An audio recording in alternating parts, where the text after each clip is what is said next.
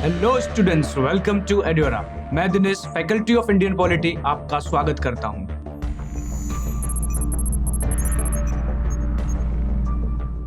सबसे पहले, भारत का संविधान मौलिक अधिकारों पर अनेक सीमाएं लगाता है। यानी अगर आप अमेरिका जाओगे, अमेरिका के सिटीजन्स को जो फंडामेंटल राइट्स हैं, अमेरिका के नागरिकों को जो अधिकार दिए हैं उनके संविधान ने, वो बहुत अधिकार दिए हैं और उन पर सीमाएं नहीं लगाई गई हैं। और हमारे यहाँ बहुत सीमाएं लगाई गई हैं। बोलने और अभिव्यक्ति का है, पर ये नहीं बोल सकते आप। कानून व्यवस्था फेल हो, ये नहीं बोल सकते आप। देश की एकता अखंडता प्रभावित हो, ये नहीं बोल सकते। तो बोलने का तो स्वतंत्रता है, लेकिन सीमाएं बहुत लगाई, जिसके कारण ऐसा प्रतीत होता है कि संविधान एक हाथ से अधिकार देता है और दूसरे हाथ से छीन लेता है।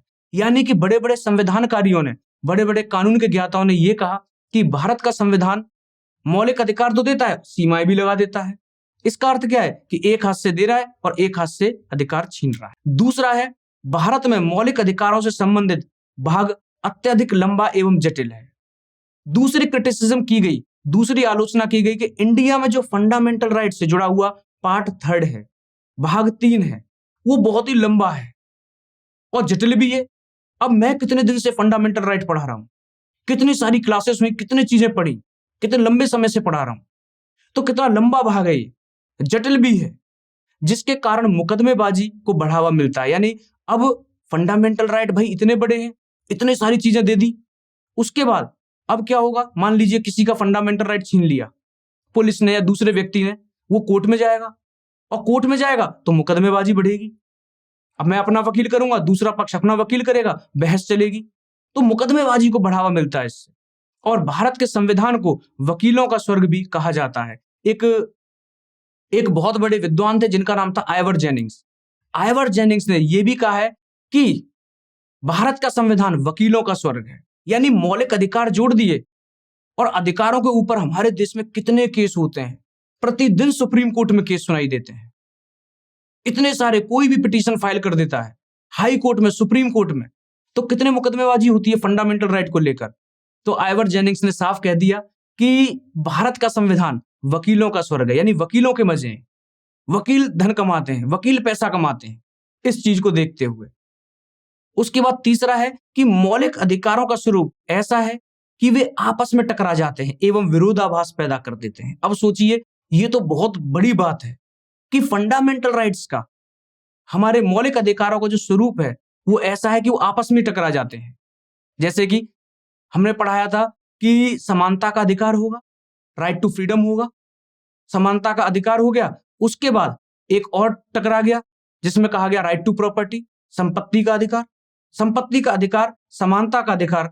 उसके बाद अनुच्छेद 13 और अनुच्छेद 368 टकरा गए। अनुच्छेद 13 में यह कहा गया है कि मौलिक अधिकारों से जुड़ा हुआ कोई भी संशोधन संसद करेगी लेकिन मूल ढांचे को प्रभावित नहीं करती है। या फिर किसी भी कानून से मौलिक अधिकार प्रभावित होते हैं, यानी राष्ट्रपति का कोई भी अध्यादेश हो, डीएम का कोई भी आदेश हो, संसद का कोई भी कानून हो, या राज्य विधानमंडल का कोई भी कानून हो या आदेश हो, वो मौलिक अधिकारों को छीनता है तो वो अवैध माना जाएगा। यानी संसद कोई भी कानून बनाती है जो मौलिक अधिकारों को छीनता है, वो अवैध माना जाएगा, अनकॉन्स्टिट्यूशनल, गैर संवैधानिक माना जाएगा।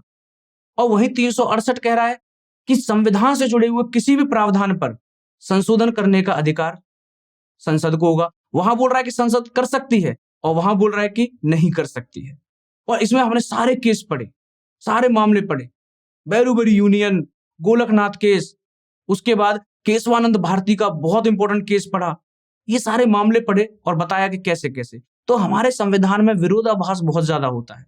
अगर आप धार्मिक स्वतंत्रता के अधिकार को देखोगे, उसमें विरोधाभास हुआ, और इतना ज्यादा विरोधाभास हुआ कि केरल का सबरीमाला विवाद हुआ, उसके बाद सुप्रीम कोर्ट ने निर्णय दिया। तो मौलिक अधिकारों का स्वरूप इस तरीके से डिजाइन किया है कि वो आपस में ही टकरा जाते हैं और सुप्रीम कोर्ट को बार बार व्याख्या करनी पड़ती है।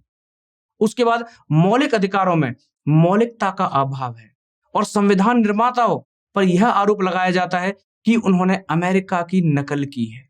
यानी कि हमने फंडामेंटल राइट्स कहां से लिए, हमने मौलिक अधिकार कहां से लिए? अमेरिका से। तो यह आरोप लगाया जाता है संविधान निर्माताओं पर कि जब संविधान उन्होंने बनाया तो उन्होंने मौलिक अधिकार ज्यादातर अमेरिका से ले लिए, लेकिन इतनी सारी सीमाएं लगा दी, और इतनी सारी सीमाएं लगाने के बाद जब मौलिक अधिकार तैयार किए गए, नकल की और सीमाएं लगा दी। अमेरिका की तरह जब नकल करनी थी तो पूरी नकल करनी थी, सीमाएं कम लगानी चाहिए थी। तो ये मौलिक अधिकारों की आलोचना है, फंडामेंटल राइट्स का क्रिटिसिज्म है। आइए देखते हैं मौलिक अधिकारों का महत्व क्या है। क्या फंडामेंटल राइट अच्छे हैं? क्या महत्व है, क्या सिग्निफिकेंस है? जैसे कि आपको अधिकार मिले हैं संविधान की तरफ से, मुझे भी मिले हैं, विदेशियों को मिले हैं, नागरिकों को मिले, और तो और आतंकवादियों को भी मिले हैं, और भारत तेरे टुकड़े होंगे ऐसे कहने वालों को भी मिले। अब उस पर आरोप सही है या नहीं है ये न्यायपालिका तय करेगी, लेकिन आरोप तो लगा है। तो मौलिक अधिकार कितनी सारी स्वतंत्रता देते हैं। आज मैं पढ़ा रहा हूं, पैसे कमा रहा हूं, कोई पढ़ रहा है, कोई ऑटो चला रहा है, कोई प्लेन चला रहा है, हंस रहा है, सारी फ्रीडम फंडामेंटल राइट्स देते हैं। और ये किसी सरकार ने, प्रधानमंत्री ने या मुख्यमंत्री या राष्ट्रपति ने नहीं दी है, ये भारत के संविधान ने दी है। तो इनके महत्व क्या क्या है आइए देखते हैं। पहला महत्व है मौलिक अधिकार तानाशाही से रक्षा करते हैं, क्योंकि डिक्टेटरशिप ना हो जाए हमारे देश में, इससे हमारे फंडामेंटल राइट्स, मौलिक अधिकार हमें बचाते हैं। जैसे कि समानता का अधिकार, सभी को समानता का अधिकार है, चाहे वो मोदी हो, योगी हो, ममता बनर्जी हो या कोई भी हो। लेकिन कुछ अधिकार यानी कुछ विशेष अधिकार कुछ अलग पदों को हैं, जो कि संविधान के सर्वोच्च पद हैं, जैसे भारत का राष्ट्रपति, राज्यपाल या फिर उच्चतम एवं उच्च न्यायालय के न्यायाधीश। लेकिन समानता का अधिकार सभी के लिए है। उसके बाद दूसरा है स्वतंत्रता का अधिकार। अब राइट टू फ्रीडम में, स्वतंत्रता में हमें इतने सारे राइट्स मिल गए, बोलने का, अभिव्यक्ति का। अगर सरकार तानाशाह हो जाए और सरकार हमारे बोलने पर या हमारे विचार रखने पर रोक लगाने लगे, तो हम सुप्रीम कोर्ट जा सकते हैं, वो भी डायरेक्ट। और सुप्रीम कोर्ट हमने बताया था हमारे मौलिक अधिकारों का संरक्षक होता है। बोलने का, अभिव्यक्ति का, संघ बनाने का, ग्रुप बनाने का, आना जाना, घूमना फिरना, यह भारत में कहीं भी निवास का अधिकार हमारा संविधान हमें देता है। धर्म का अधिकार देता है, रिलीजन का। उसके बाद अल्पसंख्यकों को सुरक्षा देता है। तो इतने सारे फंडामेंटल राइट्स हमारा कॉन्स्टिट्यूशन हमें देता है, और ये तानाशाही से हमें बचाता है। कहीं सरकार तानाशाह ना हो जाए तो उस केस में सुप्रीम कोर्ट हमारी रक्षा करता है। और दूसरा महत्व है मौलिक अधिकार लोकतंत्र के लिए जरूरी है। लोकतंत्र का अर्थ होता है डेमोक्रेसी, लोगों का तंत्र, जो कि हमने प्रस्तावना में डिस्कस किया था कि लोगों का तंत्र होगा, लोगों का राज होगा भारत में, और बाकी सब मंत्री होंगे तो राजा कौन है? जनता राजा है। बस बाकी सब मंत्री हैं, चाहे प्रधानमंत्री, मुख्यमंत्री, गृह मंत्री या कोई भी हो। तो ये लोकतंत्र के लिए यानी जनता को सर्वोच्च रखने के लिए बहुत जरूरी है। क्यों? क्योंकि आर्टिकल 19 में संघ बनाने का अधिकार है, सम्मेलन करने का अधिकार, यानी हम पार्टी बना सकते हैं, जैसे कि बीजेपी, कांग्रेस, समाजवादी पार्टी, ये संघी तो हैं, ये यूनियन ही तो हैं। तो पार्टी बनाने का अधिकार कौन सा देता है? आर्टिकल 19। और आर्टिकल 19 ही हमें सम्मेलन करने का अधिकार देता है।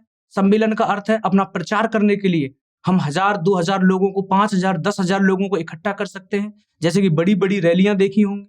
उसके बाद बोलने और अभिव्यक्ति की स्वतंत्रता है, यानी हम बोलकर, पार्टी बनाकर अपनी अभिव्यक्ति, अपने विचार रख सकते हैं। और आपने देखा होगा नेताओं के भाषण कि हम आपके लिए रोड बनवाएंगे, हम आपके लिए ये करवाएंगे, बिजली लेकर आएंगे, अच्छा स्वास्थ्य, अच्छा शिक्षा होगी।